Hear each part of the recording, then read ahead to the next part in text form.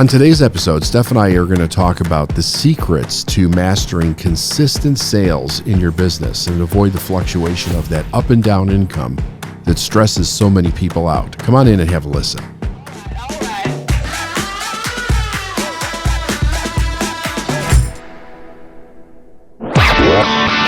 You're listening to the Successful Mind Podcast.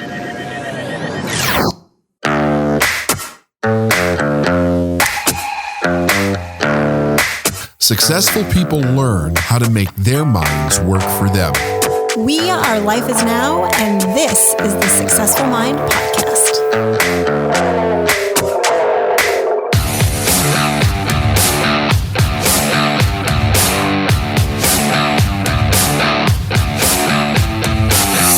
Well, Steph, I wanted to talk about how to close more sales more often for the simple reason that one of the questions that we frequently get from business owners is how can they level out their sales so that they have a consistent stream of income coming in? They seem to be experiencing the up and down cycle. Yeah, the roller coaster phenomenon. The roller coaster phenomenon, right? And it's interesting because without casting aspersions or whatever, if you're just listening to somebody ask the question, my mind usually goes to, I can tell you right off the bat, their sales aren't consistent.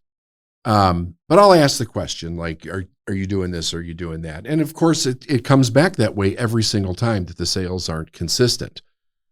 So I remember that I was introduced to a written speech called the Common Denominator of Success. Yeah. By Albert Ian Gray. Yes. That was given, that he spoke all over the country to life insurance salesmen back in the 40s. And he wrote this speech. And it was something that the Proctor used to teach. He would teach it and hand it out. And it was basically covering, the idea was to so that this is not an issue, that there were basically some very basic principles to follow. That if you were going to follow it, if you were any kind of a salesperson, a commission salesperson, you own your own company, whatever, if you follow these basic rules, you're not going to have these major issues because there's probably nothing more unmotivating or makes you kind of like resent the day that you're going into when you're playing catch up for whatever the reason is. Mm-hmm. If you don't have enough money coming in and you've got bills that you have to pay or payroll or whatever it might be. And I was, that was something in my life that I had experienced that was a little bit out of my control when I was working for somebody else, although my spending was my own issue. But I know what it's like to have that up and down. I'm like, I don't ever want to experience this again, right? I want to develop, it was so important for me to develop the habit of making sure that those sales were consistent and beyond what I needed, because you're always going to have a percentage or something that falls off, right? Oh, you're always going to hear more no's than yeses, right? I mean, that was my first lesson. Yeah, and then people that want a refund or they back out or whatever it might be. Yeah. So it wasn't even just making exactly what you need, but constantly overshooting that so that you were always flush. You know, that you could go and you could enjoy your business, you could expand it, you could do all the other things without having to play catch up on top of still making sure that the sales were done for next month, that type of thing. Yeah. So anyway, that was my intention for the podcast for today, was to talk a bit about that and talk about some of the things that people can do to put themselves in a situation where they're not consistently playing catch up, but they're doing the work and preparing to do the work. And maybe you could talk a little bit to the marketing, the preparation to the marketing side of this, because it's the interesting thing is it's not just sales, right? It's like, where do the leads come from? Who do you talk to? What is your process? What kind of a system have you built to close sales, to handle it? What is the time frame on that, right? You know, when I started the company, I didn't know anything about marketing. I've never done marketing from the aspect like you do it, you know, with the copywriting and all of that. I understand the process of marketing, but my thing was always going out and finding people to talk to, or I also became very good at cold calling. And it was much easier back then to cold call. You could get lists and you could get people on the phone. People would pick up the phone. Yeah, it was answer. a solid strategy. Yeah, it would be a solid strategy. Or even knocking on doors. I used to go into major cities and go into any kind of business that had salespeople and talk to the manager or the broker or whoever it was about doing something. So there was an immediacy that you could do. I think that was probably a little bit easier 25 years ago than it is today. Today, there's different ways of outreach and getting into the minds and the hearts of individuals that want your product or service to move them into your sales process. But whatever we talk about in those system and structures, it all has to come down to the discipline to be able to do it and to make this a solid disciplinary process so that you're not running into that. And then, don't you think it's discipline and sense of urgency, though? Discipline and sense of urgency. Yeah, I do. I think so. I think so. And it's interesting that you say that, because I was thinking about something that I was talking about earlier today. If you have to get yourself to do this every day, like if you're fighting an internal demon to make yourself do the processes to close sales, what sense of, you're not coming from any healthy sense of urgency if you're doing that. And you're creating a back sense of urgency, which is like despair more than urgency. Is that what you're referring to? Yeah. I mean, I think sales is inconsistent sales, in my opinion, is a systemic problem. So it's, I look at everything holistically, like, where's your mindset around sales? What's your urgency around sales? What's your skill set around sales? What marketing have you set up? What's your marketing cycle? Like, you know what I mean? Because we work with so many different businesses, and some businesses have a super short marketing cycle that leads to sales. And other businesses, it takes, their results don't show up from their marketing for sometimes 3 to 6 months after they've, completed a marketing campaign. But I think when I think of like a key problem that we see, it's that, and I look back at my experience, and I think you could probably relate to this too. When I first started my business, I never took a sales, I didn't know how to sell. I never took a sales training, but I had a high sense of urgency that I knew I needed to make sales or else I was going to lose my house, right? So I was willing to do whatever it took.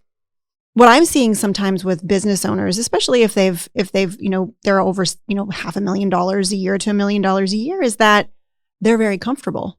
And so it's very easy for them to be inconsistent, because it doesn't mean the end of the world if they're not consistent, right? So then they drag their feet on doing the difficult things, like setting up the systems and putting people in place and hiring the right people that would create the consistency in sales, because they see that as a risk, right? Like they see it as, I know that I need to hire a salesperson to do this, but I'm not sure I have enough leads, or I'm not sure I know how to bring that person on.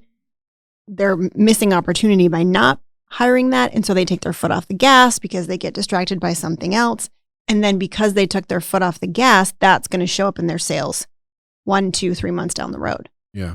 I mean, when this happens to us all the time, where we're on a huddle or we're having a Q&A, and someone gets on and they're like, I think something's wrong with my mindset. My sales have slowed down.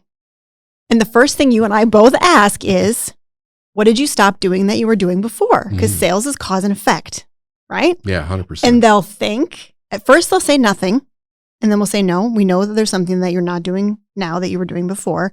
And then it'll come to light that they've stopped a specific strategy, or stopped, making referral calls, or stopped with a specific, Google search term or something that's negatively, that's impacting them negatively. Yeah, something changed. Right. But they're like, they're just for sure, it's, my energy's off. No, it's not about your energy in this situation. It's cause and effect. It's you stopped doing something before because you took your foot off the gas. You got distracted. You weren't, like you said, disciplined to keep the machine running. Yeah.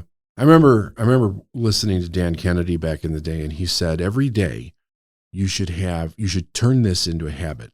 You do at least one activity that is a future sales generating activity, and you close a sale every day, whatever your numbers need to be, right? But that you do that, you develop it as a very good forward looking business habit so that becomes a habit. So that becomes one of those good, productive habits that keeps your business in a healthy state of mind. And you're right. I've always found that a bit interesting, actually, because they really are convinced to some level that something changed in their mindset, and it's not actually a practical application that's actually changed. The only time that we see it be a mindset issue is if they've had multiple conversations with people, like if they have enough leads, but they're not closing those leads now. Like their close percentage is going down, which means something did get into their head and convince them that they're charging too much, or people are going to stop buying, and it's created some kind of fear that's showing up in their inability to actually convert people into a closed client. But to your point, really any marketing, like all marketing, can be broken down into 3 categories. You've got your short term, your medium term, and your long term.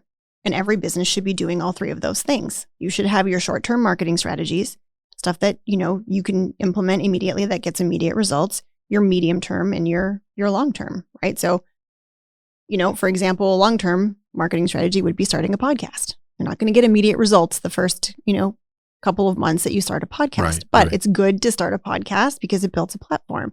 Short-term marketing strategy is, hey, let's see who on our list has opened our emails in the last 3 months and send them a 9-word email that says, hey, we're doing this thing. Are you interested? Right? They both have the goal of sales, but they both take a different amount of time to be able to see the results from. And I think that where most businesses get short-sighted is they don't think about the long-term marketing. So they're constantly being reactive in their business because medium-term and long-term marketing are proactive, right? You're putting things in place. You've got your marketing calendar. You're pre-thinking what you're going to do over the course of 12 months to bring in the leads that you need to close the sales, whether that's booking yourself on stages or booking yourself on podcasts or creating strategic partnerships with someone and doing a joint launch for something. If you're only focused on the immediate term marketing, you're constantly in reactive, and it's where you said you're constantly playing catch up. Right. And that puts you in a very vulnerable place, because if you drop the ball in that reactive place, like you don't have a backup plan, right? Like sales aren't going to come in if you're not constantly doing this short-term marketing activity. What does a business owner need to know in order to be able to determine what the length of time is on those 3 different types of activities? Because you said that they're, like some businesses are 3 to 6 months out. Like what is it that they need to know to be able to kind of make the decisions around that? Is there a telltale thing that they can look for, or? Well, I think they need to know their market, right? So if you're a law firm owner and you don't get paid until the case is closed, that the money's not going to come in for several months. Even when you get the client, you're not going to see the income for 3, 6, 8, 12 months until that case is closed, right? Okay. So you understand your market, you understand the parameters, you understand that. For a consulting business, you kind of have 2 groups of people. You have the people that find you because they've heard you and they know that you can help them with their problem, and they act right away. So you've got the immediate buyers. They like, here's something that you've done. They see you on a stage and they're like, I need to work with that person, right? Like I was the ideal client for you when I found you because I heard you and I'm like, I got to work with this guy. Like I wasn't going to wait 6 to 12 months. So you've got that group of people that are immediate buyers. Then you have people that need to hang around for like 3 to 6 months and then they'll buy. And then you've got the people that hang around for 3 to 6 years and then they buy. So the idea is to consistently be offering the ability for them to do something with you now, but then also nurturing and just providing really great content to the people who take extra time, right? So it's really understanding your market, and you can understand your market by looking at your metrics. Okay. It's one key way. Yeah, for sure. Is there a point in time where you recommend that somebody starts, because that's a lot of work. And that's another thing that we hear, the amount of work that needs to be done in order to create some of these systems and processes that need to be put in place. At what point should a person start looking at either hiring a sales team, bringing on another salesperson, or hiring a copywriter or hiring somebody that can help them build these processes out so they're not the one that's doing all of them? Or do they need to do all of them and learn how to do that before they actually hire someone? Well, I've heard you teach many times you should really know how to do sales yourself first. I believe that. Right? I really do. And that's been your experience. It's been my experience. It's really, I think it's, so in your situation, you had hired a sales team and they were giving you all the reasons why they couldn't close sales. Right. But because you were such a good salesperson, you knew that that wasn't the case. If you hadn't had that experience, you would have bought into their story of why they weren't able to close these sales, and it would have crippled your business. Yeah. Right? So there has to be, in my opinion, you have to have some level of knowledge. Doesn't mean that you need to love sales. There are some people that just don't love sales, but they have a basic understanding of what's going on in a sales conversation. And if they heard a recording of one of their team members having a sales conversation, they would be able to say, wow, that really was terrible. This needs to be fixed. So they could coach sales, but not necessarily be the one to consistently be doing the sales. Yeah. And then they're educated on what problem to fix if a problem does arise. Yes. I also think that sales too, for the owner, is a necessary mastery because it shows up in so many other areas of the business, right? Sales is a process that shows up in everything. You got to sell you got to sell your team on your vision. You got to it's sales goes way beyond, disclosing consumer, the business to consumer, right? Yeah, for sure. Not sales isn't just like exchanging services for money. Like every time you need your team to pivot or do something, you're selling them on that idea, right? It's about influence. So building those skills of influence is crucial to being the leader of your own company, and also to helping people make decisions about what's in their best interest in terms of whether your product is for them or not. Yeah. Yeah. And even with product negotiation and leases and buying buildings or anything that you're doing with your company, it's so, you may not know the specific topic. You may have to do research or whatever, but to have the confidence to be able to engage in the conversation itself and not be afraid to ask important questions or talk about a sensitive topic or deal with issues that, might have a little controversy around them, depending on whatever they are. It just goes such a long way to be competent in running what it is that you're running. Totally. I mean, we've seen this with this hiring flip that's happened. Like 5 years ago, it was the candidate that was selling themselves to the employer to be hired, right? And now it's the employer selling themselves to the candidate to get them to say yes to be on their team. Like it's a total flip. So it's really selling yourself and standing in who you are and what you believe and being confident. That I think is a skill that every business owner really needs to develop. So let me just shift gears here a little bit. Let me talk about one of the things that helped me break through this. And this is a weird thing for me when I look back at this, really, because if I look back at my life and I'm really honest, I had been involved in sales since I was a kid. I just didn't know that that's what it was. Right. Mm-hmm. And, as I got older, and that was when I was working for another company, well, a couple of companies that I worked for, I did sales and I did them really well. But I don't know what it was. It was something about what I thought I was doing or how I was doing it. And definitely the idea that if I failed, I didn't really suffer a consequence when I was working for somebody else, right? I mean, obviously there would be employment consequence, but I didn't have the financial weight on my shoulders to do that, which I think is what really shifted when I started my own business, because I went through a period of time for about a week where I got really scared and it just paralyzed me. I would just sit there at my desk all day and I couldn't get myself to pick up the phone to make calls. And I started thinking to myself, what is the problem? What's going on here? What am I afraid of? And one of the things that I did that really helped me through this was I called my mentor and I told my mentor about it. And I was not approaching it to solve the problem, though. This was an interesting conversation because I was talking about finding somebody else to sell. And he said to me, why aren't you selling? And I was like, I don't want to sell. I didn't even want to have the conversation stuff. I mean, I was squirming in my chair. Yeah. Why don't you sell? I'll never forget this. And I'm like, I don't want to sell. And he said, why don't you want to sell? And I'm like, I don't know. I just don't want to sell. I want to do the seminars. I want to do the coaching. I want to do all that stuff, but I just don't want to sell. And he said, I know why you don't want to sell. And I said, you do? He says, yeah. I said, why? He said, you think sales is something you do to someone. And, I had never heard that at all. And it took me a minute to actually sit back and try to understand what the hell he was saying to me. He goes, sales isn't something you do to someone. It's something you do for them. And I'm listening to him and something clicked in my head. It was like a combination dial, like click, and everything changed. My whole perception of it changed because apparently he was absolutely correct.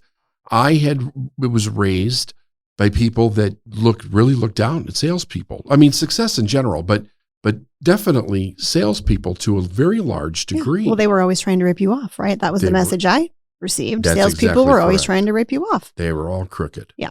Yeah.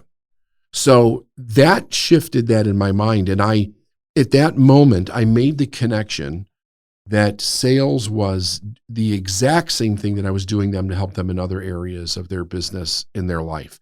But this was the first step of that. So sales is basically a coaching conversation, right? You're trying to help somebody get clear on an idea that will either help them or won't help them. And then you make the sale or you don't. It's really no big deal, but it's a different conversation than a casual conversation. Yes. So when I did that, that really began to change for me because now I understood what I was beginning to learn to focus on within that conversation itself. But I also think that what it did for me was it made me want to do it. Like it opened a door inside of me where I wanted to do sales every day. I was excited about it. It seemed fun. Before I was at this resistance thing. Well, and you love helping people. And I love helping people. But when you shift that in your mind, you don't think you're helping people. You think you're doing something to them. I've got to do this corrupt thing in order to be able to help them. Yeah. Like what kind of fucking sense does that make in somebody's mind, right? Yeah. It's nuts. It's really crazy thinking, but that's what I was going through in my mind. But it allowed me to approach it from a totally different place where not only did I start to like it, I developed a passion for it. Like it was because you love it too. Yeah. It is so much fun to walk people into that potential for themselves, especially when you get really good at it. It's rewarding. Like it's rewarding to know that you've helped someone make a decision that's changed their lives. Yeah. And we see that all the time with what we do because there will be people that we follow up and Sarah, our salesperson, like she'll follow up with people for years and finally they'll say, yep, I'm ready. Right. But she's maintained the relationship and she's, reaching out and staying in communication and they'll say, yes, I'm ready to do something now. And they'll do it. And then she'll get showered with, thank you so much for continuing to follow up. Thank you so much for being persistent. I really needed to do this. I just needed to do it in my own time. I don't think there's anything more rewarding than sales because it's so instantaneous the transformation doesn't happen until the sale is made. Yeah, nothing does. Nothing happens until the sale's made. It's rewarding. It's instantaneous. One of the things I had never really thought about this either, but when I worked with my mentor, he used to say salespeople were the highest paid profession in the world. If you were a competent salesperson, you were really mastered your craft. There's no limit to the amount of money that you could earn, right? Because there's a difference between the thing that you're selling and the actual conversation that you have the ability to walk a person through, which is really amazing. But it's a ton of fun. And it's also one of those things where people are raised with the idea that earning a lot of money is difficult. And if you master this skill set, the difficulty is gone. Yeah. It's completely gone because the money coming into your life is going to come through the hands of somebody else somewhere, right? So that always involves a sale of some kind. If you master that, you master the ability to bring money into your life at whatever amount and whatever regular basis that you actually do so. I also think sales is your fastest path to personal growth. Because I think it's equal parts skill set and equal parts mindset, because you really can't be an effective salesperson if you're consistently worried about what the other person's thinking of you on the other end of the phone or on the other end of the conversation. Right? Because then you can't be present to listen to the cues, to listen to the voice inflections, to hear the words that they're saying that give you clues as to where you need to go next. You're sitting there in your head trying to figure out what question to ask next, even before they've answered the one that you've asked previously, because you're worried about what they're going to think about you. Right. So it's one thing to intellectually understand the skill set of sales. It's another thing to be the person you need to be to have an effective sales conversation. Say more about that. Well, we've always taught that the purpose of a sales conversation is to bring clarity to a confused mind, Mm-hmm. right? And most of the people that, I've been doing sales for 16 years now, started with my own business and transferred into this.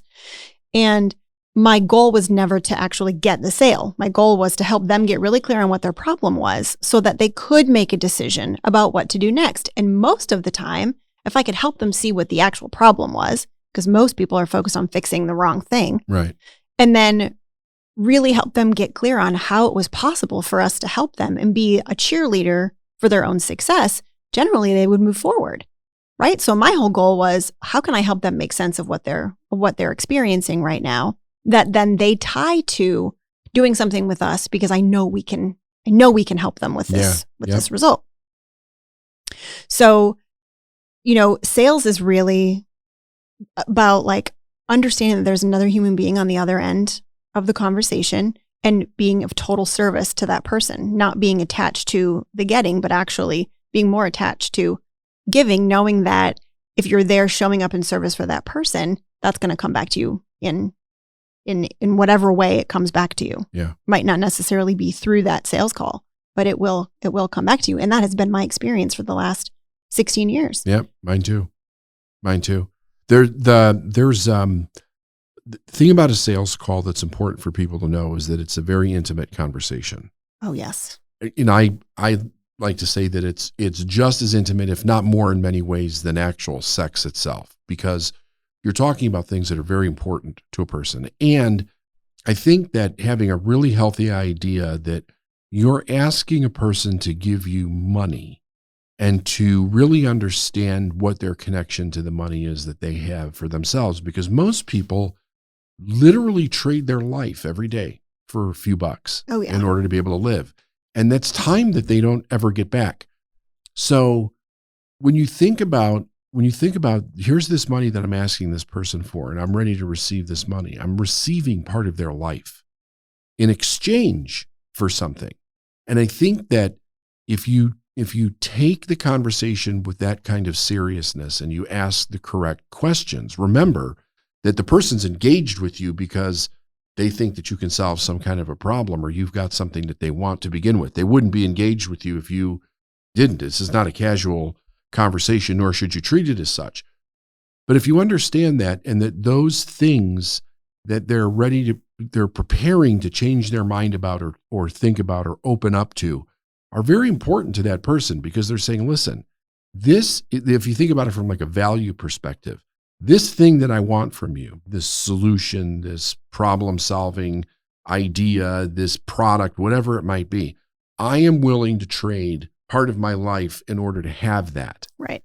Is so vitally important to the urgency, right? Because you talked about urgency. It's also urgency within the sale. 100%. It's not just the person wants something, but they have the urgency to take action on it in the moment. And you're giving that direction by asking for the sale, right? You're asking them, how important is this to you? And they're either telling you yes or no. Most people don't understand that it's not about getting every person to a yes. It's about finding the people that are already a yes and getting them clear on the yes. And if they're a no, getting them clear on that also and moving on to the next one. Because otherwise you're involved in manipulation, and that's not fun. No. Nobody wants to do that. No, I'd rather give someone a referral to someone else, Yeah, absolutely. And we do that frequently. If we have a sales conversation and we realize that this is not the best fit, we'll refer to someone who can help them. Yep. Because that's the whole goal. It's to leave the person better, than when you found them. It is. And to have somebody excited to buy from you, you know that you're going to have a happy customer, right? you fulfill whatever it is that you sold in a really great way. And you've got somebody who's engaged in that process of that relationship, because now you've got a relationship. Whether it continues on or not is regardless. You've developed a relationship with somebody. It's a relationship that's built on trust. It's a relationship that's built on being your word. There's an exchange that's taken place, and both people are walking away for the better. Yeah, it's a win-win. It's a win-win. That's what we're always after. We're always after the win-win. Yeah. Yeah. I mean, I really think that you've got, when you talk about sales, it seems very simple and linear, but when you have a business that's doing, $500,000, $1 million, $2 million, you really need to build a machine that drives your sales, right? And that's where marketing comes in. A lot of people just think of sales as this separate person, this separate thing, just like their heart is an organ that's separate from everything else in their body. Without sales, you don't have a business, but without proper marketing and lead generation, you don't have sales. Right. Whatever type of marketing and lead generation that is, whether you have outside field reps like Tony Robbins does, that goes into corporations and does, talks to drive ticket sales, whether you do Facebook advertising, whether you do Google, pay-per-click, whether you do email marketing, whether you do all of those things, you've got to have some sort of system to be feeding the sales machine. And you asked me, and I didn't answer this question because we got off on a tangent, but you asked me like when people should hire. Yeah, we both agree that you should probably do sales for yourself first, for at least a little while, so that you have that experience. You can't accept the excuses that normally come with inadequate salespeople. Right. Enough to get competent at it. You don't have to master it, but you need to be competent at it before you bring somebody in. Right. But I think you hire a sales team when you have too many leads that you can't handle yourself. That's like the key point. Because most salespeople, they're fine doing sales as long as they have leads coming in the front door, unless you're specifically hiring someone to go out and get those leads. And then that's an entirely different position, right? Right. It's like inside sales, outside sales. Yeah. Who is it that you need? What is it that you're looking for? But if you want an inside sales person or an inside sales team, you need to make sure that you've got leads to feed that like section of your business. Absolutely. Yeah, for sure. And then I think like the last thing from the aspect of the sale itself is being a person who listens, right?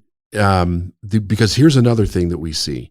People that are just constantly talking and it's kind of directionless, actually. It's just like nervous energy coming out within the conversation. But the idea is that this is sales really about the skill of listening, being quiet, quieting that voice in your mind, right? That's got all this chatter going. I got to sell this person with the money and this person might reject me and all that. You got to quiet that voice in your mind and really listen to what this person is telling you, and then be able to think through a response that's adequate for moving in the person in the direction of that yes or that no. So, and the great thing about that is that listening is also a skill that affects everywhere else in your life. Really being able to be present and listen to what somebody is saying. So you could practice that all the time. The idea of listening, shut the voice off in your head, listen to what the person is saying. And I think a good way to do it, like if you're practicing with a friend, and I'm not talking about practicing as sales, I'm talking about practicing listening, is to repeat back what somebody else told you until you actually understand what somebody else is saying, right? Yeah. It's interesting because like a hack to this is for you to write the word shut up on a Post-it note and stick it on your computer screen every time you're in a sales conversation. Because if you're talking more than your prospect is talking, you've got a big problem, right? So for me, it was, I wouldn't tell anyone anything. If they answered a question, I would ask another question. They answered the question, I would ask another question. I think sales is two very important skills. It's listening and knowing what questions to ask. Yeah. Right? To uncover the information that you need to uncover to know if you can help the person and if they're in a place where you can make an offer to them. And most salespeople blabber on. They'll talk about the program. They won't ask the right questions, and then they'll state the price and they'll go on and on and on and on talking. Well, the idea is once you state the price, you're not the next person to talk. That's where the shut up note comes into play. The shut up note comes into play there. Like you move into the close, you make the offer, you tell them how much the thing is, whatever that thing is, and then you shut up and you let them think. So part of this is being comfortable with silence, which not a lot of people are comfortable with. They're not. And you're like the king of silence. Like you're the king of the long pause. Yeah, I am. That was something I had to learn early on, was it's okay for you not to respond right away, for you to like take your time and just like sit in silence and then ask the next question. Yeah. Where most salespeople are saying, right, okay, the entire time, which is a sign that they're actually not even listening to what their prospect is saying. Yeah, absolutely. That's an extra good point. They're actually not listening. When I was training myself to learn this, one of the things that I would do was I would keep a legal pad next to me, and when somebody would ask a question or make a statement that I hadn't heard before, or I hadn't heard it articulated the way that they did it, I would write it down, and I would ask myself, okay, what question can I ask in response of this to get the desired outcome? Because you are influencing their thought process in a direction. They already have the internal urgency to answer a question. So when you ask a question in the right direction, you'll get a very specific answer in the right direction. If you ask a question and make a statement in the wrong direction, you get the wrong answer. And then people want to know, well, how do I overcome this problem? Don't create it in the first place. Right. Right? You don't create the problem in the first place. One of the what was I just thinking of? When you're actually in the conversation with somebody, and you talked about this a second ago, and you were saying you're telling them all about your product and service. There's an erroneous belief that if I just tell them how wonderful this is, they'll want to buy. And they don't realize they're not buying because they don't think your thing is wonderful. They don't know how to justify it in their mind or have enough information to know if it's actually practical for what it is that they want. Yeah. Yeah. Greatest skill set in the world, man, I'll tell you. I think so. I'm passionate about sales. Like I know. You and I both said, man, maybe we should just like stop doing what we're doing and just do sales all day long. Yeah. There's fantasies. There's weird fantasies. Like if I could just put all this responsibility aside and just make sales all day, take that paycheck and go home and not have to worry about anything else, that would be fantastic. Those are the days. Yeah. There's not a lot of fulfillment in the Buicks. You go sell a Buick and then they drive off and that's done. You don't have to worry about following up over and over and over again. Right. But before we leave, there's a couple things. I just wanted to bring out some links for the people because David does a ton of sales driven podcasts where he talks about a lot of the stuff he did here. Yeah. Common denominator of success aside. Last year you did a 5-part Inner Game of Sales series. That was incredible.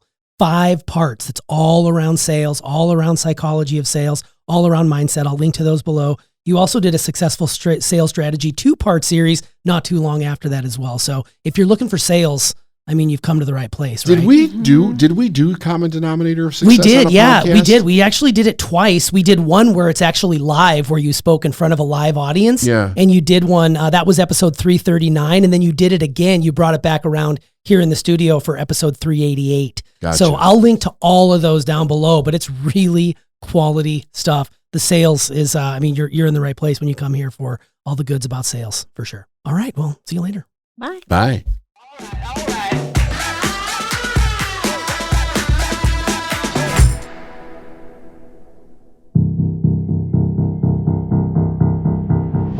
Hey, thanks for joining us for this episode of the Successful Mind podcast, where we talk about all things sales. And we have a lot of supporting resources around sales. So make sure you check the show notes to see what else we're talking about, all sales related.